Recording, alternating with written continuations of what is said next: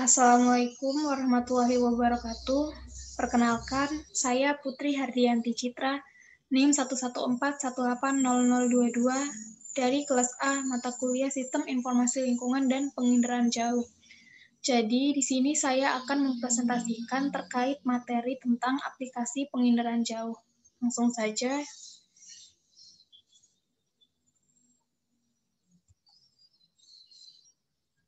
Yang pertama yaitu saya akan menjelaskan definisi dari penginderaan jauh.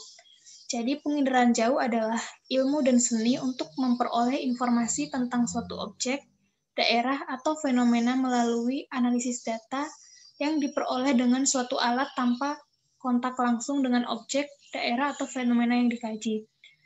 Sedangkan dalam Avery 1985 menjelaskan bahwa penginderaan jauh merupakan aktivitas untuk dapat mengidentifikasi dan menganalisis objek atau penampakan dengan menggunakan sensor pada posisi pengamatan daerah kajian.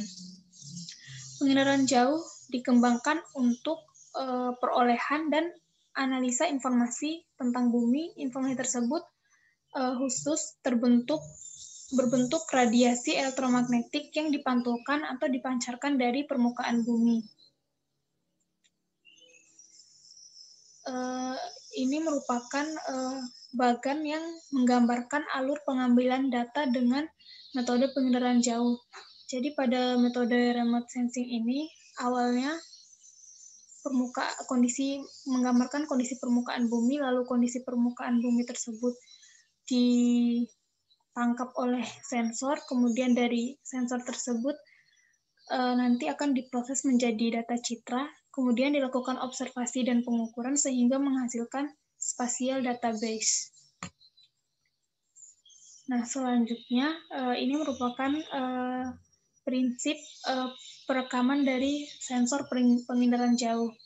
Prinsip perekaman oleh sensor dalam pengambilan data melalui metode penginderaan jauh berdasarkan perbedaan daya refleksi energi elektromagnetik masing-masing objek di permukaan bumi, daya reflektansi yang berbeda-beda oleh sensor dan direkam dan didefinisikan sebagai objek yang berbeda yang dipresentasikan dalam sebuah citra. Nah, gambar ini menunjukkan proses perekaman sensor sehingga dihasilkan sebuah data penginderaan jauh. Jadi yang pertamanya itu gelombang elektromagnetik ini dipantulkan ke permukaan bumi, kemudian akan melewati atmosfer sebelum direkam oleh sensor. Kemudian awan, debu, atau partikel-partikel lain yang berada di atmosfer akan membiaskan pantulan gelombang tersebut. Kemudian dari pembiasan tersebut, sebelum pembiasan tersebut terjadi, dilakukan analisa terhadap citra perlakukan kegiatan koreksi radiometrik. Kemudian dalam penginderaan jauh ini dibedakan dalam 6 strategi jamak, yaitu yang pertama multitingkat, yang kedua multispektral, yang ketiga multitemporal, yang keempat multipolarisasi, yang kelima multijaman, dan yang keenam multiarah. Yang pertama yaitu multitingkat. Jadi multitingkat itu sistem penginderaan jauhnya dapat dilakukan pada ketinggian yang berbeda, sehingga menghasilkan citra foto atau citra udara satelit yang berbeda pula tingkat kejelasannya. Kemudian yang kedua yaitu multispektral. Jadi dalam penginderaan jauh multispektral, suatu daerah direkam dengan lebih dari satu jenis sensor. Nah, dalam multispektral ini menggunakan berbagai jenis sensor, jadi bukan hanya satu sensor, di mana masing-masing sensor atau detektor tersebut menggunakan spektrum elektromagnetik yang berbeda-beda pula. Kemudian yang ketiga yaitu multitemporal. Maksudnya waktu perekamannya pada objek yang sama, perekamannya dilakukan dalam selang waktu tertentu. sehingga bermanfaat dalam deteksi perubahan kondisi objek. Kemudian yang ketiga yaitu multipolarisasi.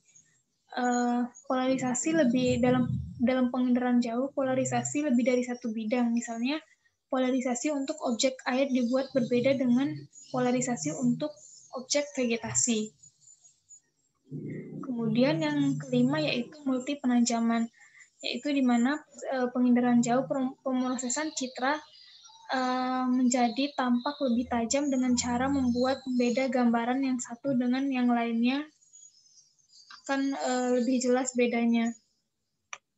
Kemudian yang terakhir yaitu multi arah, di mana mengubah arah sensor perekaman menjadi ke berbagai arah. Ada yang bentuknya miring, ke arah kanan, ke arah kiri, dan ada yang tegak lurus. Selanjutnya yaitu tentang aplikasi atau pemanfaatan penginderaan jauh di berbagai bidang. Contoh yang saya ambil pertama yaitu penginderaan jauh di bidang bina marga. Adapun manfaat dari penginderaan jauh di bidang bina marga yaitu yang pertama untuk monitoring kondisi dan kualitas jalan, yang kedua monitoring progres pembangunan jalan, yang ketiga inventarisasi jembatan, yang keempat perencanaan pembangunan jalan, dan yang kelima pemetaan jalan atau teknik interpretasi visual dan analisa multispektral. Nah, ini merupakan contoh dari hasil penginderaan jauh pada bidang bina marga. Ini dapat terlihat di sini ada jalan dan sebagainya. Kemudian yaitu aplikasi penginderaan jauh di bidang sumber daya air, di mana dengan adanya penginderaan jauh ini memudahkan dalam perencanaan irigasi atau penyediaan informasi topografi, land use, kemudian inventarisasi bangunan sumber daya air berupa waduk, embung, bendungan, bangunan irigasi, bangunan hidrologi, dan sebagainya. Dan yang ketiga yaitu monitoring infrastruktur pembangunan sumber daya air. Nah, ini merupakan contoh hasil penginderaan jauh di bidang sumber daya air. Kemudian yang selanjutnya, aplikasi yang selanjutnya yaitu penginderaan jauh di bidang cipta karya. Nah, dalam bidang cipta karya ini, penginderaan jauh berfungsi untuk melakukan pemetaan pemukiman, yaitu kayak merekam sebaran dan kualitas dari suatu pemukiman. Kemudian yang kedua yaitu asesmen penyihatan lingkungan dan pemukiman. Kemudian yang terakhir yaitu pemanfaatan penginderaan jauh di bidang penataan ruang. Nah, adapun manfaat dari bidang penginderaan jauh ini di bidang penataan ruang yaitu untuk melakukan pemetaan penutup atau penggunaan lahan,